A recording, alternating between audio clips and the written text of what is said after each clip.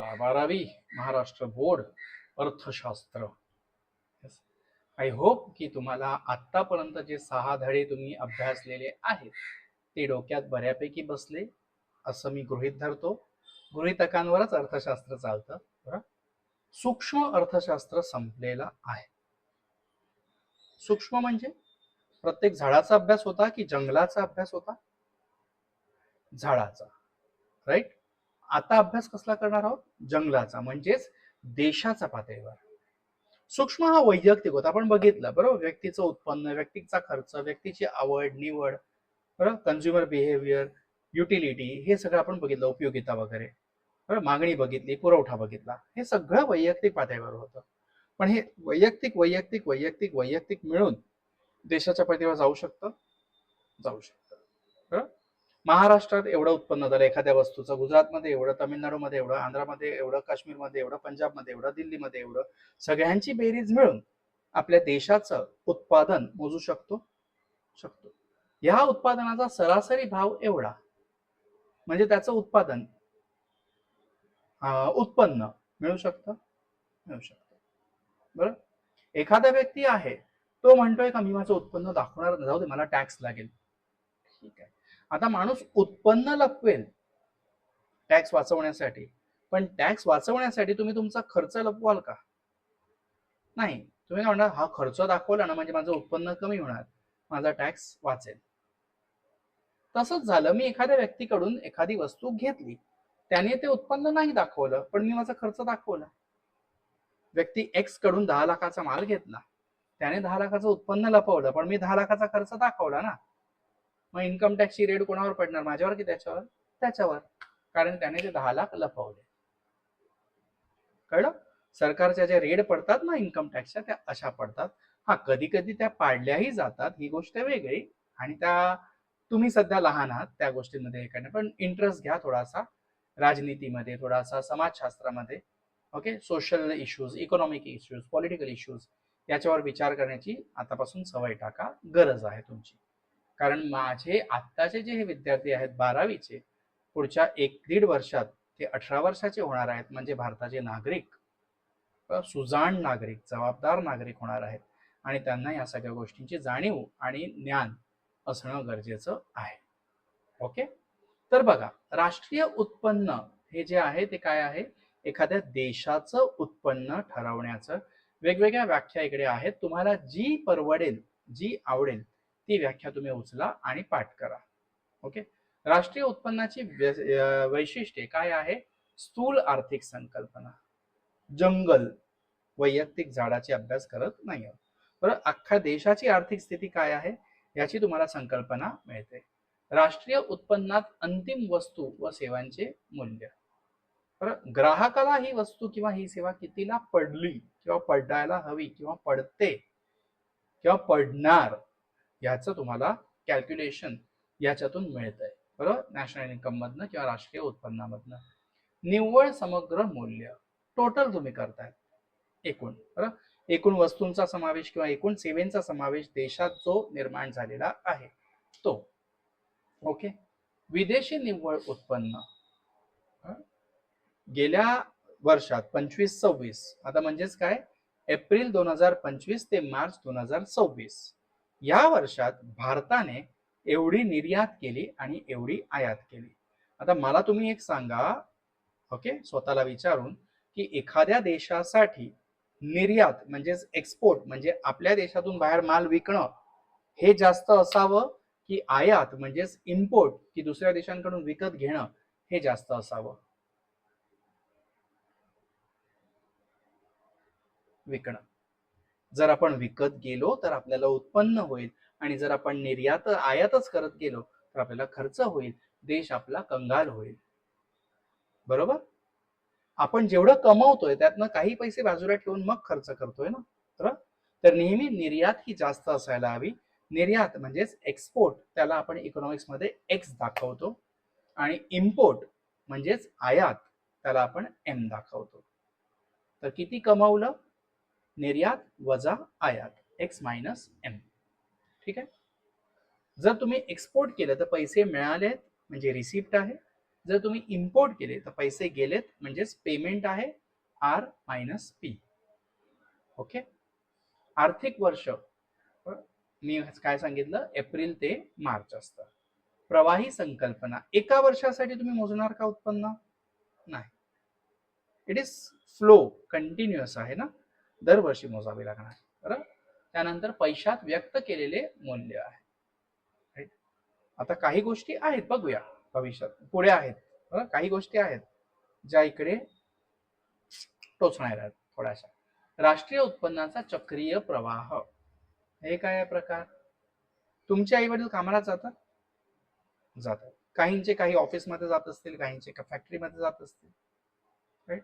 तिथे ते काही वस्तू बनवतात किंवा काही सेवा देतात, बरोबर.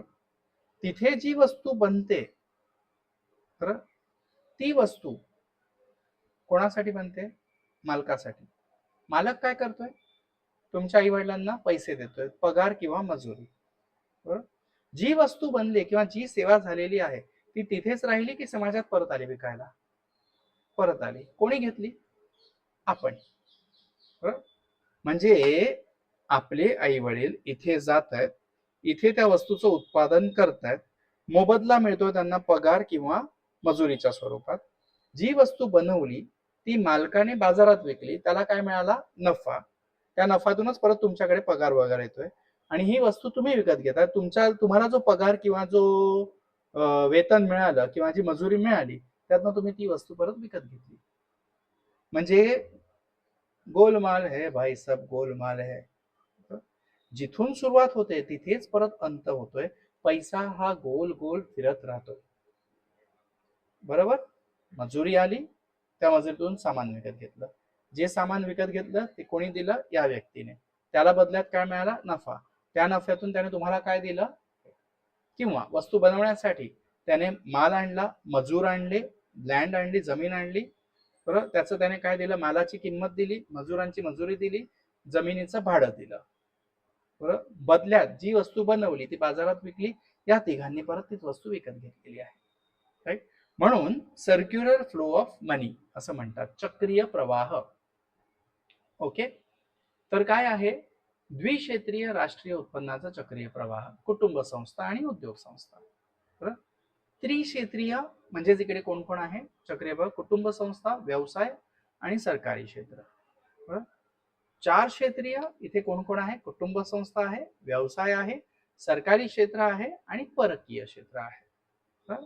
बघा, कोणताही असो, शेवटी काय होतंय, ही कुटुंब संस्था आहे. त्यांनी काय केलं? खंड घेतला, वेतन घेतलं, व्याज घेतला, नफा घेतला उद्योगाने.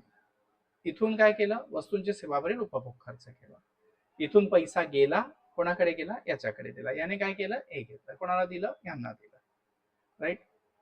पुढे भूमी म्हणजेच लँड, श्रम म्हणजे लेबर, भांडवल म्हणजे कॅपिटल आणि संयोजक म्हणजे मालक. भूमीचं तुम्हाला काय मिळालं? भाडं. श्रमचं तुम्हाला काय मिळालं? वेतन किंवा मजुरी. भांडवलाचं तुम्हाला काय मिळालं? प्रॉफिट म्हणजे नफा. आणि संयोजकाला काय मिळतोय? भांडवलाचं तुम्हाला काय मिळालं? इंटरेस्ट, सॉरी कॅपिटल, भांडवल म्हणजे कॅपिटल, त्यावर तुम्हाला काय मिळाला? इंटरेस्ट. आणि संयोजक म्हणजेच मालक, त्याला काय मिळतोय? नफा, बरोबर. तर हे पैसा तुमचा कंटिन्युअस इकडून तिकडे तिकडून तिकडे फ्लो होत राहतो. त्यातला काही मग जातो आमच्या गादींखाली, पिल्लर मध्ये, फ्लश टँक मध्ये, पिशव्यांमध्ये तापून किंवा सिलिंग्स मध्ये, मग इन्कम टॅक्सची रेड पडते. म्हणून पैसा लपवायचा नाही, जेवढं कमवतायत तेवढं जाहीर करायचं, डिक्लेअर करायचं, टॅक्स पे करायचा, शांत राहायचं. इज्जत द्याल तर इज्जत मिळेल, या तत्वावर आपण मस्त इज्जत कमवत राहायची, प्रॉपर टॅक्स पे करून. हा, पण सरकारने पण सुद्धा आपलं कर्तव्य पूर्ण केलं पाहिजे की आपण ज्या जनतेचा टॅक्स देतोय त्या जनतेला चांगले रेल्वे, चांगले रोडवे, चांगले हायवे, चांगले एअरपोर्ट, चांगले सबवे, हे सगळं द्यावं. चांगली सुविधा द्यावी. कशात? तर हेल्थची म्हणजेच आरोग्याची, एज्युकेशनची म्हणजे शिक्षणाची. आज कितीतरी सरकारी शाळा बंद पडत चाललेल्या आहेत, हे चुकीचं आहे. सरकार टॅक्स घेते तर या सुविधा देणं त्यांना भाग आहे. ओके. पुढे राष्ट्रीय उत्पन्नाची संकल्पना एक आहे स्थूल देशांतर्गत उत्पन्न. मग अशी सांगितल्याप्रमाणे प्रत्येक राज्यातलं उत्पन्न आलं हे झालं तुमचं GDP. काय आहे? GDP, gross domestic product. काय आहे? Gross domestic product. पण सगळे मालक काय म्हणतात, ओ तुम्ही उत्पादन काय बघताय, त्यामागे आम्हाला डेप्रिसिएशन झालं ना एवढं. घट, घसारा, एखाद्या वस्तूच्या किमतीत झालेली घट त्याला म्हणतात डेप्रिसिएशन, म्हणजेच घसारा. आर्ट्सवाले कोणी असतील तर त्यांना ते डेप्रिसिएशन वर्ड समजणं थोडंसं कठीण पडेल. ओके, तर NDP म्हणजेच काय? निव्वळ देशांतर्गत उत्पन्न. NDP, निव्वळ देशांतर्गत उत्पन्न. N निव्वळ, D देशांतर्गत, उत्पन्न प्रोडक्ट आहे तो मराठीत. ओके, इंग्लिशमध्ये sorry. GDP, NDP. What is it? NDP is equal to GDP minus depreciation, म्हणजेच स्थूल मायनस घसारा वजा घसारा. स्थूल राष्ट्रीय उत्पन्न GNP. ओके, दिलेल्या वर्षात देशात उत्पादित होणाऱ्या अंतिम वस्तू व सेवांचे बाजारानुसार येणारे मूल्य. मगाशी सांगितल्याप्रमाणे अगदी सुरुवातीला की सरासरी एवढ्याला विकली जाणार, मग ती तुमची GNP. ओके, त्यातनं पण डेप्रिसिएशन मायनस करावं लागणार की NNP, दॅट इज निव्वळ राष्ट्रीय उत्पन्न, नेट नॅशनल प्रोडक्ट. ठीक आहे, कळलं? ओके, आता हे थोडंसं प्रयत्न करा वाचायचं. ग्रीन GNP काय आहे? ओके, तुम्हाला ज्ञान वाढवणं गरजेचं आहे, कारण तुम्ही जेवढं ज्ञान स्वतःचं वाढवणार तेवढे माझ्या देशात चांगले, म्हणजे आपल्या देशात चांगले नागरिक, जबाबदार नागरिक निर्माण होणार आहेत. बरोबर. राष्ट्रीय उत्पन्न मोजण्याची पद्धत एक आहे उत्पादन पद्धती. मगाशी सांगितल्याप्रमाणे फक्त उत्पादन उत्पादन उत्पादन उत्पादन त्यांची बेरीज घेतली का झालं, एवढं उत्पादन झालं म्हणजे एवढं उत्पन्न होणार. ओके, त्यानंतर उत्पन्न पद्धती, एवढ्याला विक्री गेली, एवढं भाडं दिलं, एवढी मजुरी दिली, एवढं हे दिलं, तेवढं ते दिलं, म्हणजे यांचं एवढं एवढं उत्पन्न झालं. त्या उत्पन्नांची बेरीज म्हणजे झालं तुमचं खर्च पद्धती. मगाशी सांगितल्याप्रमाणे की एखाद्याने 10 लाख रुपये वाचवले त्याचं उत्पन्न दाखवण्यासाठी, पण मी दाखवले, असे 10 लोकांनी 10 लाख दाखवले म्हणजे 1 करोड झाला की, त्याने 1 करोड वाचवले. टॅक्सवाल्यांचा राडा त्यांच्याकडे पडणार. ओके, तर ह्या गोष्टी आपल्याला समजायच्या आहेत. कळलं?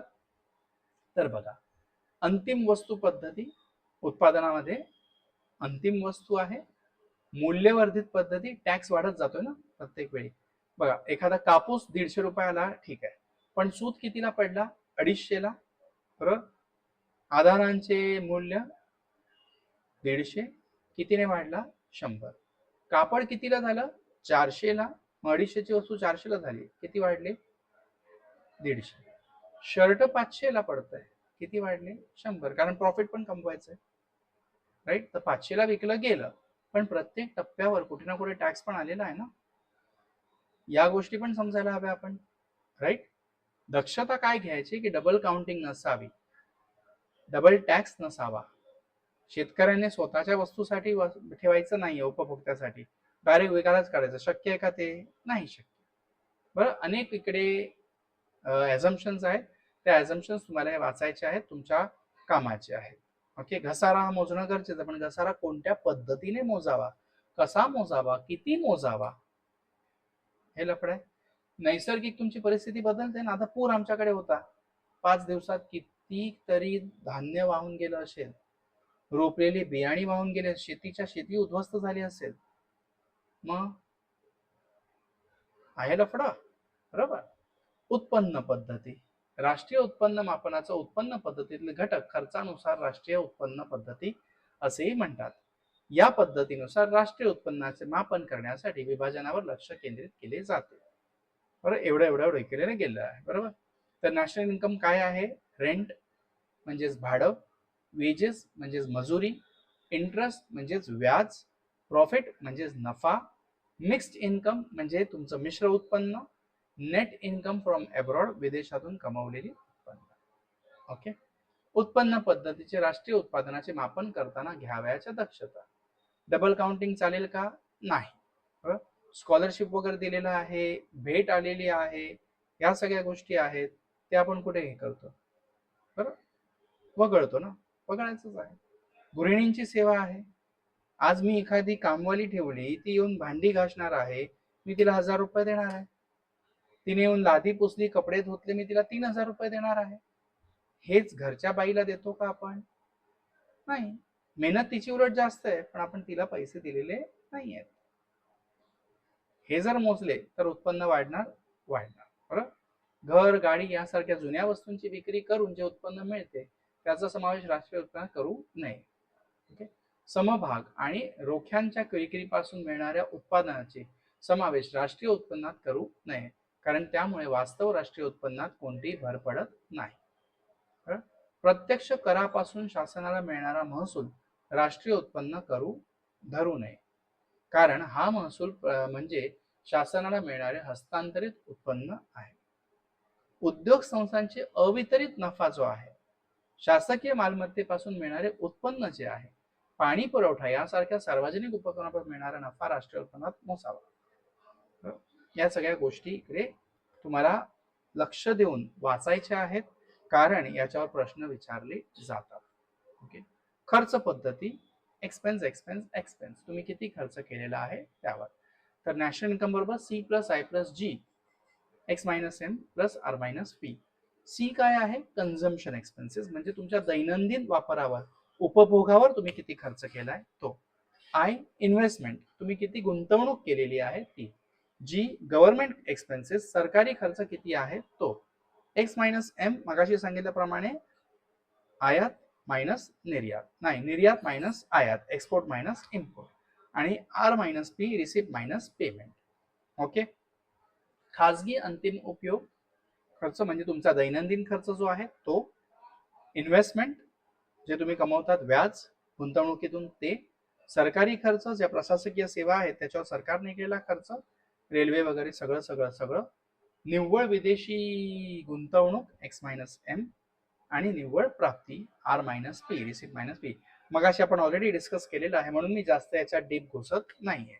ओके. दक्षता, इथे परत त्यात सगळ्या दक्षता येणार आहेत. डबल काउंटिंग करू नये, नॉर्मल वर्ष असावं, याव त्याव सगळं सगळं सगळं. ओके. राष्ट्रीय उत्पन्नातील गणनेतील मापातील अडचणी. काय अडचणी आहेत? तात्विक अडचणी. आजकाल तत्वज्ञान बोलायचं भरपूर आहे, पण पाळायचं कोणाला नाही आहे. बरोबर. तर कोणत्या कोणत्या गोष्टी? हस्तांतरित देणे. एका व्यक्तीकडून दुसऱ्या व्यक्तीकडे जेव्हा वस्तू येते त्याचं मूल्य बदलत आहे, पण ते आपण कुठे मोजलंय? बरोबर. एखादा व्यक्ती समजा मृत झालेला आहे, मयत झालेला आहे, तर त्याची जेवढी प्रॉपर्टी आहे ती सगळी त्याच्या लेखाच्या नावावर बाय डिफॉल्ट जाते. तो कुठे काही पे करतोय ट्रान्सफरसाठी? नाही. बेकायदेशीर व्यवहारांपासून मिळणारे उत्पन्न. आता गणपती येतील, लोक आधी उभी आरती करतील अशी, आणि मग बैठी आरती करतील अशी. बरोबर. आमच्या पट्ट्यावर खूप चालते. त्याच्यात उत्पन्न जे आहे ते कुठे मोजतोय आपण? नाही मोजत. विनामूल्य सेवा. बरोबर. आता युट्यूब मध्ये आपलं जे चाललेलं आहे ते विनामूल्य चाललेलं आहे, पण ज्ञानात भर पडते का? हो पडते. उत्पन्न मिळतंय का मला? अजून तरी नाही मिळत आहे. बरोबर. सेवा दिली गेली आहे, पण त्यावर उत्पन्न नाहीये. बरोबर.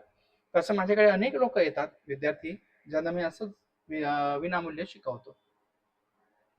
पण त्या शिकवण्याचा त्यांना फायदा होतोय. बरोबर. पुढे जाऊन राष्ट्रीय उत्पन्नात त्यांचं योगदान असणार आहे, पण आज जी मी सेवा केली त्याचं काय नाही आले. बरोबर. स्व उपभोगासाठी उत्पादन. शेतकरी, आता पूर परिस्थिती आमच्याकडे जे आली, शेतकऱ्याने जेवढं उगवलेलं असेल तो विकू शकणारच नाहीये बाहेर, त्याला स्वतःसाठीच ठेवावं लागणार आहे. कधी कधी ही पण परिस्थिती नसते, कारण सगळंच वाहून जातं, किंवा जर दुष्काळ पडला, पाऊस पडलाच नाहीये, बरोबर, त्या परिस्थितीत स्वतः का मतलब क्या बोलते अपन, खुद के खाने के लाले पडे हैं, वहां पे बेचने क्या जाएगा मैं? बरोबर. परकीय कंपन्यांचे उत्पन्न. आज आंतरराष्ट्रीय कंपन्या ज्या आलेल्या आहेत त्यांनी तुमच्याकडून उत्पादन करून घेतलेलं आहे, तुम्हाला भरपूर पगार दिलेला आहे, पण जो नफा कमवलाय तो त्यांनी भारतात ठेवला का? नाही, त्यांच्या देशात नेला. सरकारी क्षेत्र, यावर मी काही न बोलणं योग्य आहे, तुम्ही वाचा, समजेल. ओके. किमतीतील बदल. किंमत बदलते ना दरवर्षी, मग त्यानुसार उत्पन्न पण बदलायला हवं. ज्या दरात किंमत वाढते एखाद्या वस्तूची, त्या दरात माझं उत्पन्न वाढतंय का? सर्वसाधारणपणे नाही. किंमत अशी वाढते आणि उत्पन्न असं वाढतंय. थोडं थोडं थोडं थोडं वाढतंय. राईट.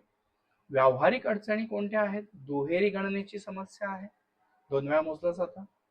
अमौद्रिक क्षेत्रांचे अस्तित्व, बरं, काही आहेत. आता तुम्हाला काय सांगू मी, आपण कर्ज बँकांतून घेतो बरं, पण काही असे व्यक्ती असतात, ते व्यक्ती तुमच्याकडे येतात, तुम्हाला म्हणतील तुला 1,00,000 हवाय, हा घे 1,00,000. बिझनेसमध्ये पाहिजे ना, मी देतो तुला 1,00,000. पण उद्यापासून 1 महिन्यापर्यंत तुम्हाला रोज 4,000 द्यायचे.